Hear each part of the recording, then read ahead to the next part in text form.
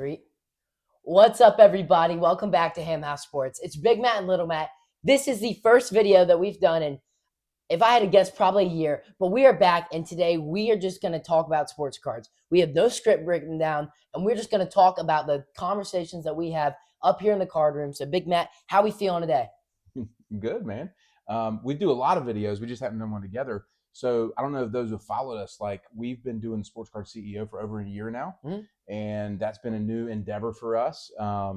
We have been traveling all over Dallas, Fanatics Fest last year, National last year. I mean, we did the National video. That was less than a year ago. But we did it like the vlog, but we never got You're on talking there. about just like chatting to camera. I feel like used to, like when we had maybe 2 Back years in the ago. day. Hey, we would We'd be like, "Oh, guys, we pulled this blue. Look at this blue." And we would show our pickups every time we'd come on there, and we used to do, remember what was it? What's up with Ham House Sports? And we would do once a month, and we haven't done that in a while. So we're on here, and we're just going to talk about sports cards. We're going to have, I'm not saying there's going to be heated arguments, but if he throws a jab at me, I might have to throw one back. Let's go.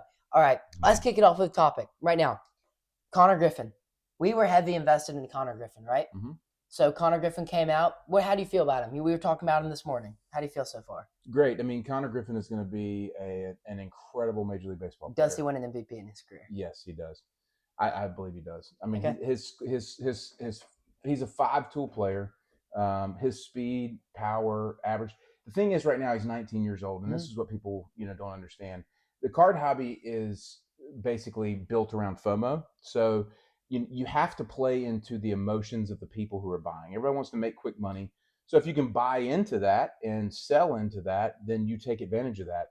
And again, I say that like in a nice way, but that's what we did. I mean, we went heavy into Connor Griffin, believing number one prospect, big debut, big spring training, and he hit, and we killed it. I mean, we did really, really well. We're not holding a lot of Connor Griffin long term. Yes, his card prices will probably come down, and we'll probably buy back into that dip. And then I believe he has incredible potential to be, an MVP caliber player. And so we'll see where he goes. But I mean, I think, at 19 years old, I mean, 2 RBIs and extra innings last night. I mean, he's got that aura. He's got that drip. He's got that thing. And people in Pittsburgh are going to love him for years to come, just like they did Skeens. Well, they've just automatically, with a 9-year contract, $150 million. $150 million. Yeah. So I mean, you're seeing major league teams buy into kind of like locking up these guys early. McGonigal would have for McGonigal. Cole Emerson. Yeah, Emerson have for Emerson. So yeah, I think Griffin is a perfect example of, he's not just a prospect. He's this potential generational talent. And you want to get behind that early, but you also want to be smart. I think we were, and then we'll see where he goes from here. I mean, honestly, looking back, we owned over 70 Griffin first autos at one point. And some of the better plays we made was when, for the first in November and December, we didn't focus on buying the big color. Like, we weren't focused on buying oranges and golds, just but bases and we literally probably had 35 base. I mean, I remember I bought 20 in one lot. Any base PSA 10 I saw, $850, full comp. Well, here's the thing. Here's what we did. We looked at the peak pricing for Holiday, Jackson Holiday, Ellie, Churio. Yep, and those guys were doing $700-800 base raw, and Connor was at $330.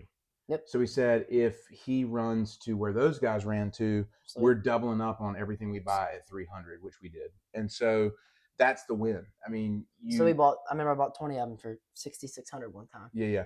And so that's the game plan. And so you have to look at past markets, current market, current hype, past hype. That's all we did. And I think we did really, really well. I mean, I haven't run our numbers on it yet, but, Connor was a huge, huge win for us. And, I mean, now it's kind of like, okay, you move on to the next, scenario. Yeah, we don't have that next guy yet. But, I mean, you mentioned a name earlier, Kevin McGonigal. I mean, that dude's a hitting machine. That he can hit the baseball as good as anyone I've seen. I mean, his debut, 4 for 5. Well, it wasn't just his debut. Look now, how many games in the season are they? I mean, 20, 25, yeah. Yeah, and he's still batting over 300. His OPS is strong. I mean, he's just a baseball player. Yep. And he signed a big contract. The question is he going to have the power and the hype to be? I mean, he's playing shortstop. You know what I mean? So he's doing cool stuff. I mean, he had a couple really nice plays in the gap the other night. So yeah, I just don't know. He doesn't have. Somebody was asking me why was McGonagall's prices not Connor's prices, and it's because of the aura and the drip and the swag.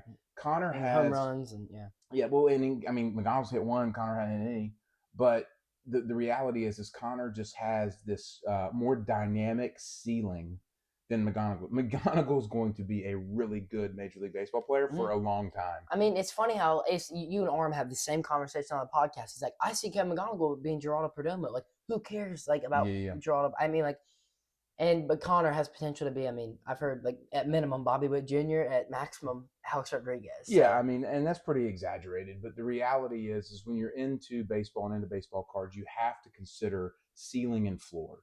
And high ceiling guys have more potential. High floor guys are probably a little bit more stable, not as much potential. So you kind of have to mix it up. All right, next topic. All right, Dad. This is just a trivia question for you. Can you name the 2-1 seeds in the NBA playoffs? No, but I would guess the Pistons. Absolutely not. Okay. And the let me fact check myself. I think I'm right though. Hold up. The Thunder? Thunder, yes. Okay. Yeah. Thunder are one. They are actually playing right now. Thunder's the one in the West, right? Yep. And what about the East? I thought the Pistons were the one in the East. No, I think the who is it? I think the Boston Celtics. The Celtics? Yeah, I think so. Hold up. So Thunder won. The Pistons. Big Matt for the win. Wait. For the win. And listen, I don't even watch NBA. I'll be honest. I haven't watched an NBA game in the last NBA game that I watched was when LeBron blocked whoever he blocked.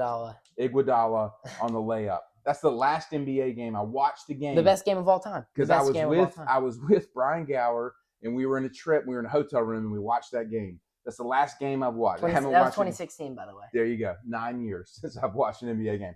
Not a big NBA fan.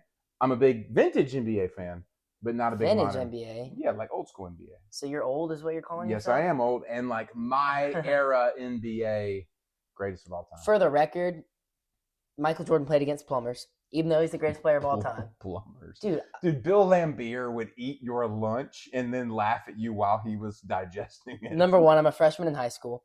Luka Doncic. Dude, Doncic would have Bill Laimbeer on his butt. Dude, Luka couldn't get off the floor. Laimbeer would not let him up. That's a lie. LeBron. All right, and we can take. Here's the deal. True story. Every single defensive player in the '90s was it Draymond Green? Yeah. I was gonna say Desmond Green.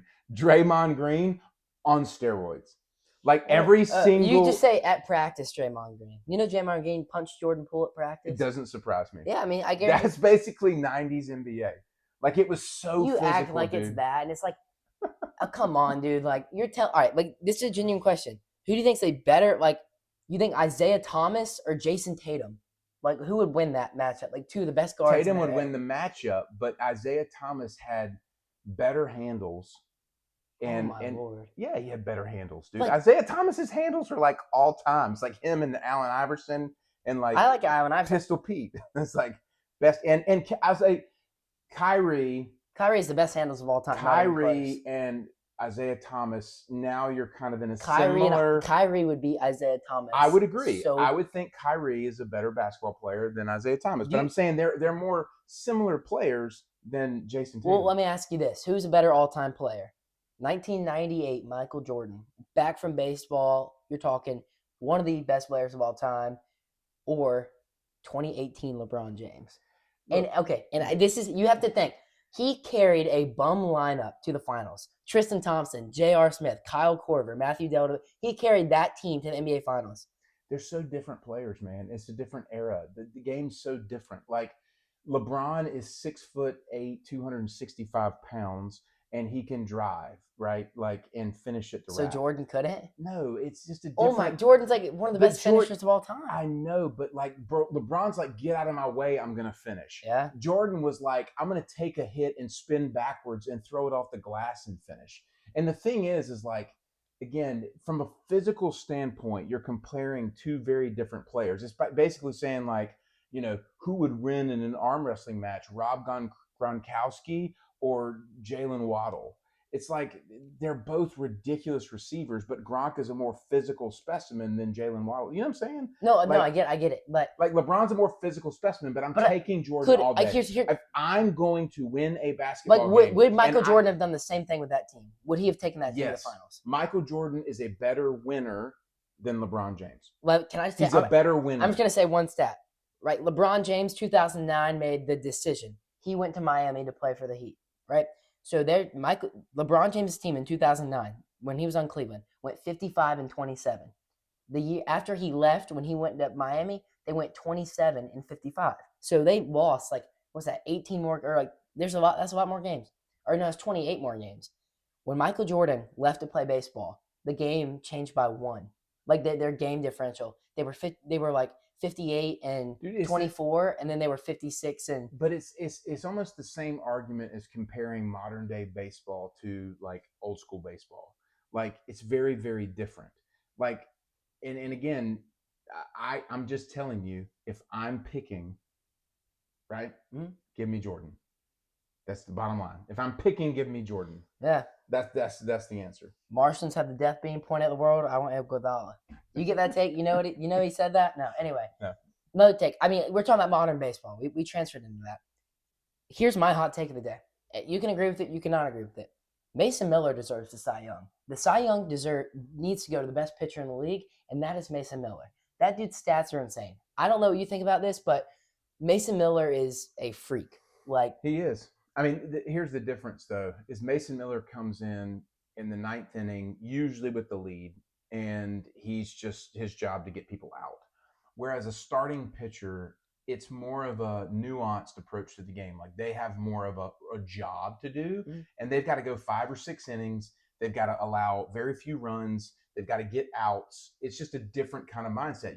Coming in, if you're a starting pitcher, hey, my job tonight, I'm going to throw 80 to 90 pitches. I'm going to see the lineup 2, maybe 3 times. Mason Miller's all right, bro. I'm going to see 3 batters. Yeah. Let's go. Mason Miller is the version of a golfer at a what do you call them? A best ball, a golf tournament. A drive? A long drive? What do you call it? Captain's choice. It's Mason Miller's the guy who can come out and he can hit crazy shots. He cannot play 4 rounds and win the Masters. Does that make sense? So you get Skubal and Skeens and some of these guys. These guys can pitch a lot and face a lot of batters and throw a lot of pitches. They can go win the Masters.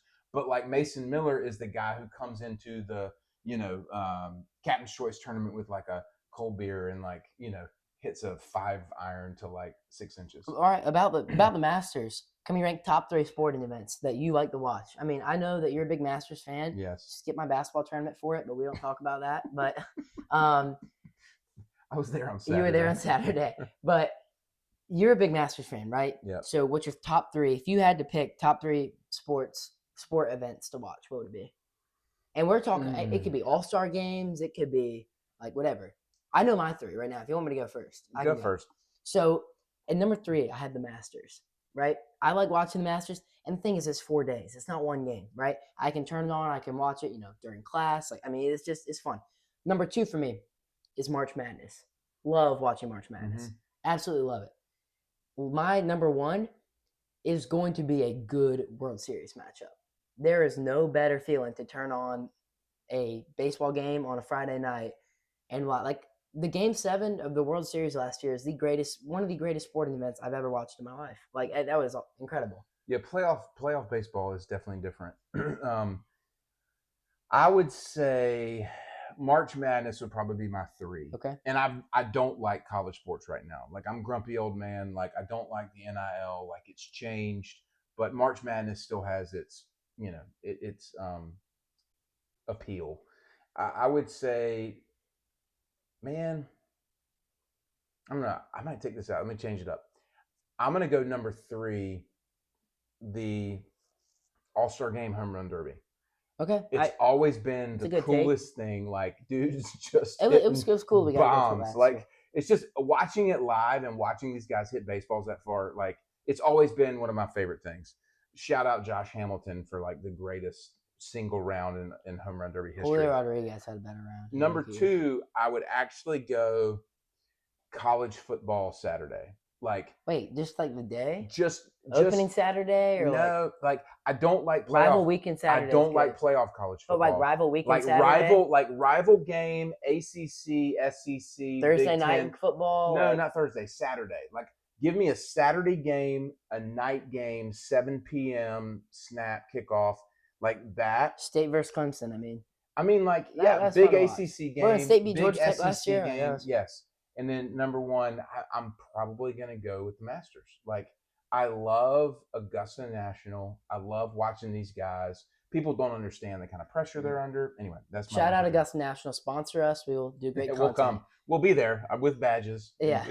We'll do great content. All right, kicking off some card stuff. So we've dealt with, we've owned almost every Jordan insert you can imagine. I mean, not obviously the high-end ones like the gold titanium, ultra stars, but any mid-end insert, we've probably owned it, or low-end. Yeah, the last couple of years, we've been strategic about going after Jordan inserts. But here's my thing. We've sold through them, and here's my thing about Jordan inserts. Every time we sold them, we want that one back. Why ever sell Jordan insert? I mean, again, because it's cardboard. Like, at the end of the day, you're buying an asset that is a piece of paper. And it's hard because it's like, if you're making money on it. See, cards for me, I toe the line between being emotionally attached to the card versus like just making money on the card, And I'd rather make money on the card and move on. I mean, that's where I don't get it, because you can make, like, example, I bought a PSA 9 Hot Shots Jordan last year, I think for $6,300, right? I had one of my buddies, local, interested. He's like, I'll give you $6,750. Free $450 for me. Absolutely. I took it. That card's worth $14,000 right now. So you're talking about, quick money, $450, but I could have made, $10,000 more dollars. Yeah, I mean, you get to certain cards and you're like, okay, that card's definitely. So a Hot Shots, what's the pop on it? 600? No, less, like 300. Is it? Mm-hmm. Dude, so low. If you get a card that is population sub 500. Sub 500. That was my number. If you go sub 500, there are less than 500 cards of these in existence. Uh-huh. Now you have something that's pretty dynamic. Well, here's my thing. Are there 500 people in the world that want that card? Yeah. Absolutely. And this is why once you get to numbered stuff, it gets so much better. Like Rosier Legacies and Ultra Stars. But I mean, I think like ranking your top 3 inserts, well, we can do top 3 all time cards that will probably never be attainable for us, and then we'll go top 3 cards that I want to buy right now. If you have it, text me. So we'll go top 3 all time for you. Like cards? Top 3 favorite Jordan inserts. Jordan inserts? I mean, like, it's unrealistic, but exactly. The PMG red. Okay, PMG red. The red. PMG red to me is like, this is what we're looking at. Oh my gosh. Like, I've never seen that card in person. We've seen the green. Yeah. We've seen the green. I've never seen the red. I've seen the one with the city skyline with the spirals on it, but I've never seen that one. Okay. I have my 3 right now. Unattainable that I'd get, Jambalaya. Love that card. Yeah, that's a sick card. Jambalaya. I would agree with that. I would put that in there with one. The gold medal titanium is the coolest Michael Jordan card. The one he's doing. Oh my gosh, that card's. Hey, and here's my thing. Even the regular metal fusion titanium, I think it's at a 200 or 250.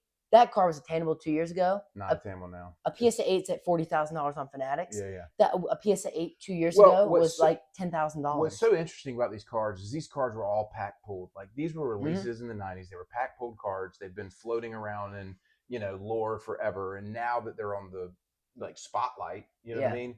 It's just insane. But I'm a big guy on images. Like, I love the image. I'll be honest. I love the image on the 86 Fleer more so than the Star. Yeah, okay, yeah, that's a good much better image. That's why the Scoring Kings image. Thank you. That's what I was going to say. It is a great image with him laying it up with the thing in the background. But actually, you know what? This is we can go to the top next. But finish on your Jordan stuff. I would say the gold titanium is just a sick card, and then I would say the red PMG, and then I would probably. I mean, I like the Jambalaya. Like, it's a super really unique looking card. Now, go into my next 3 of the ones that I really want to buy. I really want to buy the Hot Shots right now. Yep. I think the Hot Shots is cool with the fire background. I just think it's a cool concept. I love that card. I love the Dunkin' Go Nuts. I love the fact that they're clear. when they're clear. Yeah. I love that about him. And then I would probably. I'm kind of liking the Noise Boys right now. I do like that one, but they've jumped in price so much. I know, PSA 8s are $15K right now. I know. PSA 8s were $8K. I mean, I'll go ahead and give you my 3. Number 1, the card. I was wanting this card when they were 5,000 in PSA 9, the Intimidation Nation. Yeah, that's a sick card. Love that card. It's him sweating. I would probably replace Noise Boys with Intimidation Nation. The Intimidation Nation. I sold this one a little bit ago, but love the Lynchpins. Absolutely love the Lynchpins. It's a good card. It's good, but like the Natural Born Thrillers has the same image. And then I'm really happy I have the Scoring Kings. Like, I mean, I love that card. But I think for my last one, I wouldn't go insert. I would go like in like an Upper Deck 2003 SP Auto. Like, I think one of those would be cool. Like, like when we saw that show, we should have bought that card because they don't pop up much. A good like blue autograph. Jordan autograph. Exactly, yeah. You get, hey, and the thing is, like, it's LeBron's rookie year. It's iconic. Like, I think those would be cool. The problem is that you're talking like a $20,000-$25,000 investment. Yeah. I mean, and that's actually, I take it back. The one there's a card ending on Fanatics. I want to buy the Rozier Legacy PSA 8 on Fanatics. Unbelievable. It's probably $25-$30K, but no, I did more than that. A BGS 8 at Dallas was $19K. What is your bet right now on that card? What would it go for? $28,000. I bet that card pushes 40. We should buy it. If it goes anything under 30, I think we should buy it. You've lost your mind. I mean, hey, you said it's a good investment. You said it'll think it would go for 40. So you actually just said this about the titanium, right? You said you love the image on that card. It's great. What's your favorite all-time image on a baseball card? Or baseball, basketball, I don't care. Any favorite all-time image on a card? I really, really, really love the Gowdy Ruth batting 33.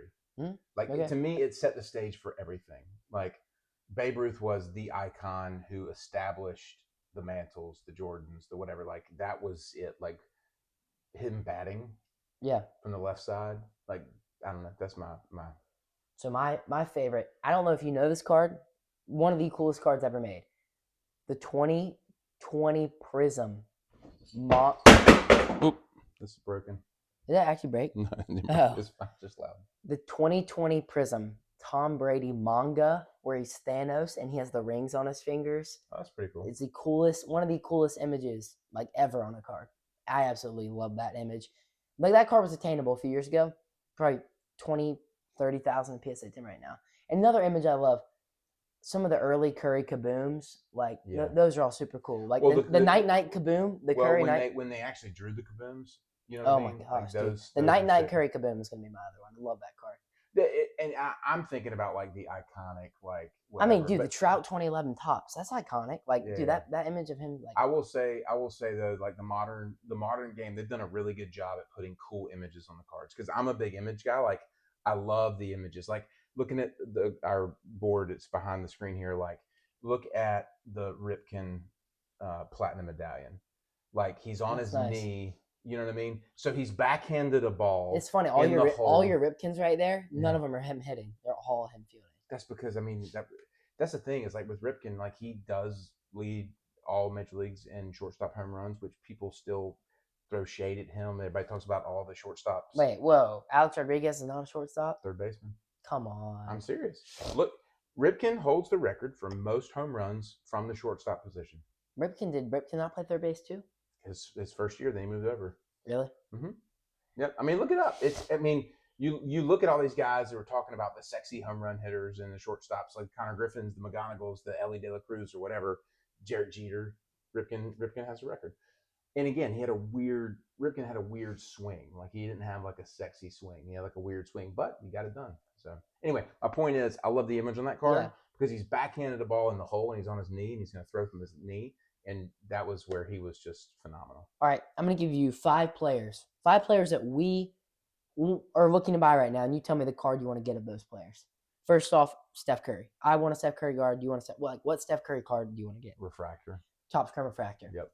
Love that card. I would say the same thing. That's my grail. Like, that is my grail. Mickey Mantle. And and this is for right now. This is not, I mean, of course I would like a 52 Topps down the road, but this is like, we're going to buy one at the auction tomorrow. Which one? I want a 1953 Topps in a PSA 5 or higher. So that's what I mean. It's gonna run you 15K plus probably. Babe Ruth. The red. You want a red Galley. instead of a better batting than what we have? The red just pops. All right, Michael Jordan. I'm going to buy a Michael Jordan card right now. Mm-hmm. Either Intimidation Nation or Dunkin' Go Nuts. Tom Brady. Refractor Bowman. All right. I mean, those are all great answers. If I don't think I'd change a single one of them. Maybe Babe Ruth. I'd probably go get a better batting instead of It's a red. a cool image. Because it's such a cool image. But my hot take of the day, I think that the 1984 star Michael Jordan it still is the most undervalued card in the hobby. I think that card in a PSA 6s are around 50K right now. I bet it's 100K next year. Think it doubles? In a PSA 6, absolutely. Yep. I will say this, looking at our Jordan stash, the promo card from Nike, 85. That's a great image. That's an image. Yeah. Like, that's an iconic image on a sports card. So, Lil Matt, we have done, just so fortunate to be able to do what we've done in the hobby.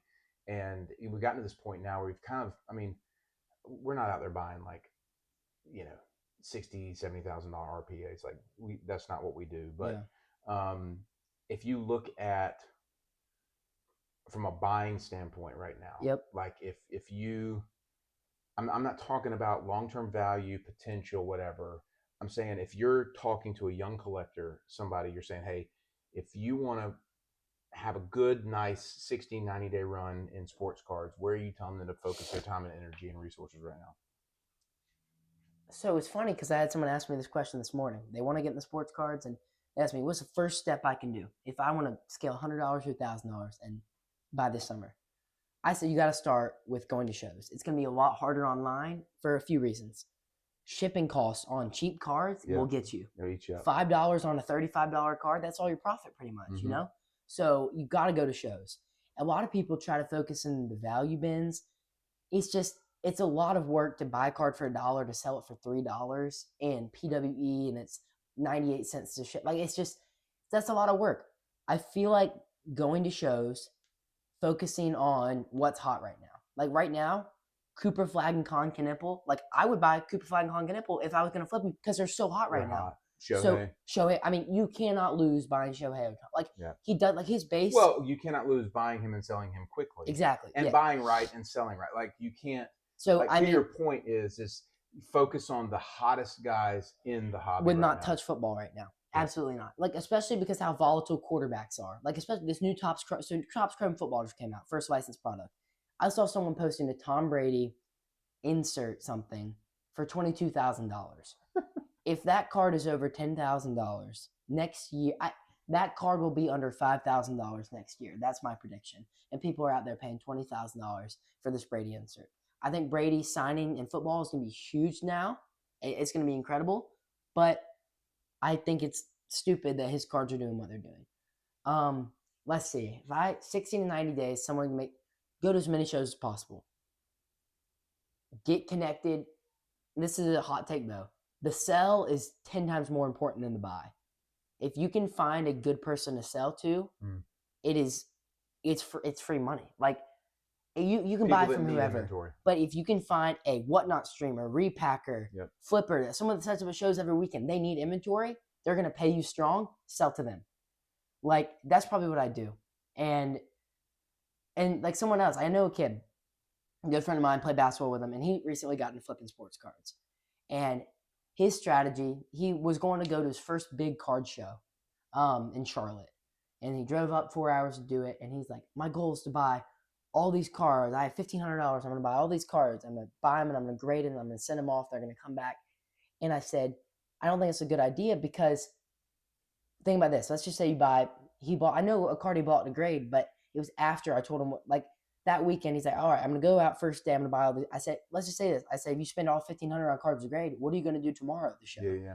Because you spent all your money on cards you're holding. I said, today you focus on making flips. So he made like $800 that night. He went and bought 2 Shea All Kings, which I love that answer. The All Aces, All Kings. One gets PSA 10, $4,500 card. He paid $800 for each of them. And that's a smart play. But if in 60 to 90 days, do not grade. Because grading takes a while. grading is expensive and it's very subjective. PSA, please submit again. But what would you say? 60 to 90 days. I would say listen to Little Matt. I mean, honestly, dude, I look at what you've done over the last 3 years in the hobby, and it blows my mind. Like, I always tell people, like, my role here is it's like he's the Ferrari, but I'm driving the car, and like just knowing when to throttle and downshift and all this kind of stuff. But it's just, I mean, the way you see the hobby, the way you see sports cards, the way you understand the dynamics, it's just, phenomenal. So, like, I mean, that's what I would say. It's just like whatever you think. And we need to clip this and post it because I'm giving free information away about how to make money in sports cards. Another thing too, I feel like the only way, there's a few ways you can lose. The only two ways you can lose in sports cards is this. You get unlucky. Basically, you buy a Shohei card and he tears his ACL the next day. You get unlucky, or you hold too long and you get greedy. What have I always said? You never go broke taking profit. Yep, but what are the two no's in sports cards? Buy wrong, hold long. I mean, perfect example. I'm vulnerable right now on the show.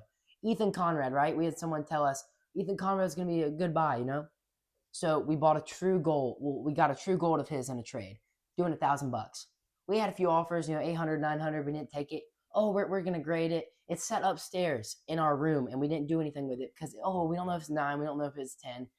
And that card is $500 on auction, and we sold it last week for $500. So sitting on that card long and not being proactive literally cost us $400. And $400 here and there makes up a lot of like if you do it 10 times, it's $4,000. That's a monthly salary for a lot of people. Yep. So the only way you lose is if you hold long, and you win by taking short gains. But this is something that me and him argue about a lot, and it's basically he's Mr. like quick to the deal. Like if he's like I remember in Dallas, we were negotiating on a Babe Ruth card, and it was like he's like, I'll do 6,000. This guy's like 6,300. I was gonna say 6,150, and he's like, done. And he's bought the card, and I'm like, Dad, I knew we could have got an extra $100 off. He's like, but what if he went and checked comps and saw that it just did this? So he's always gonna get the deal done. That can work sometimes, but the few extra $100 that I save every time by negotiating a little bit, like helps me out. The haggler. Yeah, don't be afraid to negotiate, but you don't want to be disrespectful. Like there's a point where you just pay the price, Yeah. Especially if you want the card, if you don't want the card, don't pay the price. You know what I mean? But if you want it, pay for it. And that's the difference in buying a Babe Ruth versus buying a Cooper Flag. You know what I mean? Trying to buy it at 85 or whatever. So I mean, I'm gonna go ahead. I'm free information right here. The best 3 buys in sports cards right now. You won't lose money if you buy them. Any Michael Jordan Fleer. I know they're up high. They're gonna keep going higher. If you buy any Michael Jordan Fleer, especially low grade, I think they keep going up. I think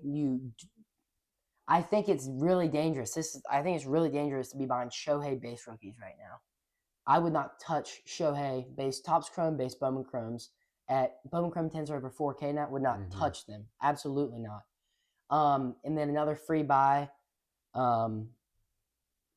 Mike Trout's going to keep hitting home runs, and if he stays healthy, it's going to make his market go to the moon. I will say this, like even base Trout tops, like they were doing like 800. Now they're $1,000. I mean, yeah. Well, and the thing with Trout is he's set the bar already. Like his price point has gone to a level, and I think investors are kind of like, oh, it could go back. Another thing too is the thing about Trout, when his price point was high, it was perfect timing for the market. It was 2021, 2022 when he won his last MVPs, and he's back to 2018, 2019 prices, which is just crazy because the sports card market was a tenth of what it was in 2018.